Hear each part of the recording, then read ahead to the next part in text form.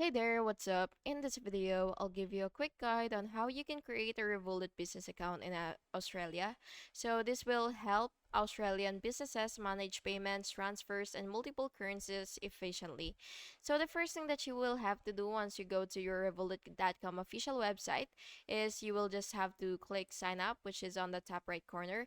And what you will have to do next, if prompted, and if it's prompted to you, you will have to select your account type, which is either freelancer or company, and then you will just have to click next. And then after that, you will fill business details. You will enter the ABN, business type, registered name, and all that stuffs, and then click next. And then you will provide the owner info and then upload the photo ID for verification.